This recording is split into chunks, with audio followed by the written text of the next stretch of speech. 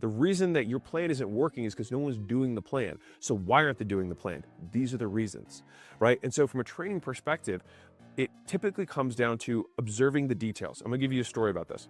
So I was meeting with a different business, which is a solar sales company that was doing, multiple eight figures, which is great, good sized business. And the founder was telling me that they were struggling to develop a sales leadership within the business. And he said they did an offsite and they came up with like their 6 pillars of sales leadership. And it was like accountability, time management, blah, blah, blah, blah, right? They had like 6 things. I don't remember what they were. And he said after the 2-day event where everyone came together and agreed on those principles, they went back and no one changed their behavior. And I said, okay, well, what does accountability mean in terms of behavior? What is, show me what someone who's holding someone accountable does.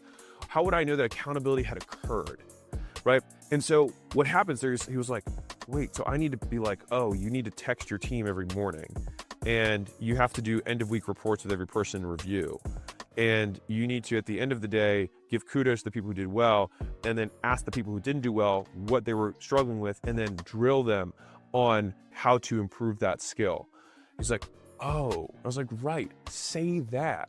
Don't say accountability. No one knows what it means. We have to translate these big words into smaller actions that we want someone to make. And then it's very easy to say, hey, you didn't do these 4 things, rather than you didn't hold someone accountable. Because they're like, I don't know, I thought I was holding him accountable, because we both have different definitions for the same thing. And if this sounds more nuanced, guess what? Welcome to business.